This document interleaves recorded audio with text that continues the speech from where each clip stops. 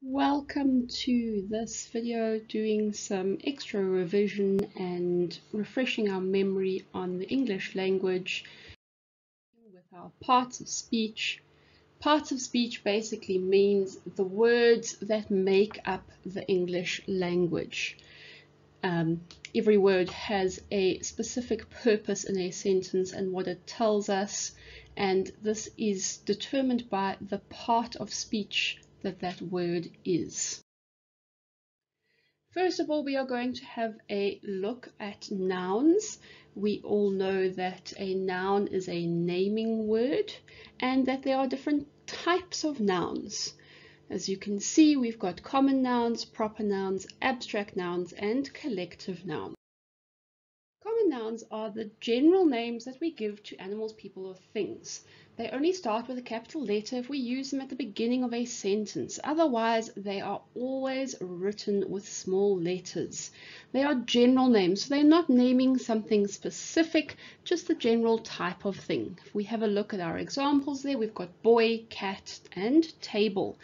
None of those are speaking about a specific boy, a specific cat, or a special table.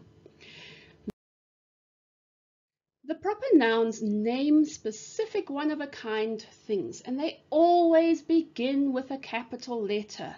Doesn't matter if they're in the middle of a sentence or not, they always have a capital letter. So we can actually give common nouns a proper noun. If we think about our boy from our previous slide, we are now talking about a specific boy named Alex. Our cat, we have now given a specific cat, and we are talking about Garfield, that lovely fat ginger cat we all know and love. Proper nouns also name days and months. So Monday is a specific day. It has a capital M, and this month is June. Again, it is a specific month, so it has a capital J. Abstract nouns name ideas, qualities, or a state of being. These are things which cannot be seen or touched. The word abstract actually means the opposite or antonym of concrete.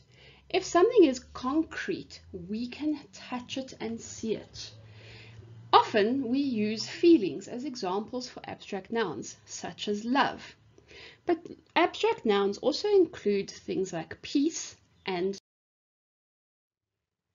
collective nouns are special names for groups of people, animals, or things. The collective noun can be singular, there is one group, or plural, there is more than one group. Such as, I am the registered teacher of one class of children. There are 5 classes of children in my grade. One class is a singular of the collective noun class, where classes is the plural of that collective. The last type of noun we're going to look at is pronouns. Pronouns are words that take the place of a noun, and they are used to avoid repetition of proper nouns. There are different types of pronouns which are used for different reasons and in different sentences. The pronouns that we are most familiar with are personal pronouns, which refer to people or things. These are often followed by possessive adjectives. If we have a look at the examples, I do my work, you do your work, she does her work, he does his work, they do their work. All the words in green, I, you, she, he, and they, are personal pronouns. The purple words are possessive adjectives.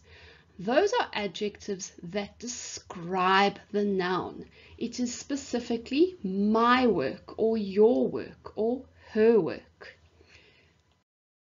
Next type of pronouns are possessive pronouns, and they indicate ownership. The pen is hers, not yours. The house was mine, but now it is ours. Try not to get these confused with possessive adjectives. Possessive pronouns do not need to be followed by a noun. We can end the sentence, the pen is hers. The house is mine. However, possessive adjective, this is my house. The possessive adjective is followed by the noun house. Reflexive pronouns reflect back to the noun or pronoun and usually end in the suffix self or selves.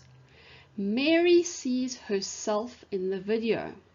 The word herself is reflecting back on Mary, the noun in the sentence. Jack hurt himself playing soccer. Again, himself reflects back to Jack, which is the noun in the sentence. Pronouns. These interrogate or ask questions. Who is coming to lunch? Whose is this? To whom does this belong? What did you write? Which burger do you recommend? As you can see, most of these sentences start with an interrogative pronoun, and these pronouns are asking a specific question. Pronouns point out a specific person or thing. There are 4 demonstrative pronouns: this, that, these, and those. For example, this is not the way we work here. That has to go. If the words are followed by a noun, then it is an adjective and not a demonstrative pronoun. If we say that book has to go, we are being specific in describing which book has to go. Therefore, if the words this, that, these, or those are followed by nouns, they are adjectives and not demonstrative pronouns.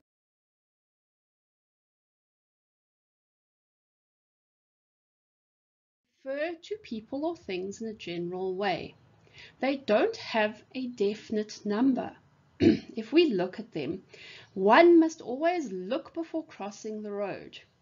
That can be referring to a single person or many people. It doesn't give us a specific number. Everyone went to the party. How many people is everyone? 5, 10, 100? We don't know. However, we are still referring to all the people that went to that specific party. Relative pronouns act as conjunctions and join 2 parts of a sentence together. There are 6 common relative pronouns. 3 refer to people: who, whom, and whose. That, which, and what refer to animals or inanimate objects. And there are some rules in place. Usually replace nouns or other pronouns when joining 2 sentences together. This is my sister who is visiting today. If we had written that as 2 sentences, we would have written, this is my sister, she is visiting today. The word who replaces the pronoun she when joining those 2 sentences. We must place the pronouns next to the nouns that they are referring to. I say I have a ring that sparkles in the box. We are describing the sparkly ring. If I say I have a ring in the box that sparkles, am I saying the ring is sparkly or is the box sparkly? We don't know. Make sure that the pronouns are close to the noun they are describing. When we use which, a preposition will often precede it. Precede means comes in front of it.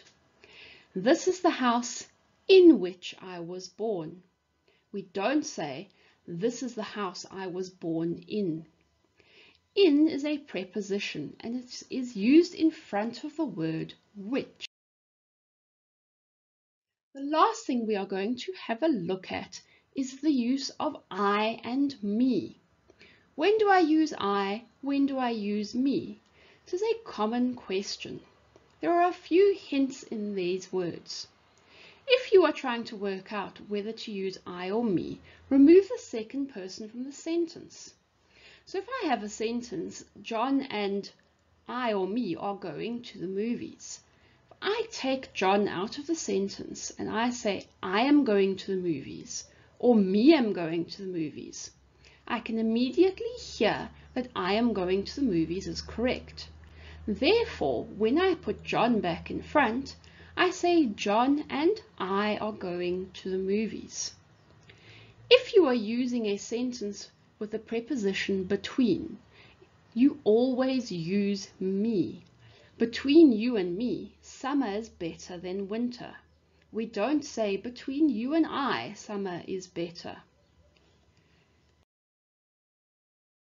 To finish off pronouns, we have a summary of the personal and possessive pronouns.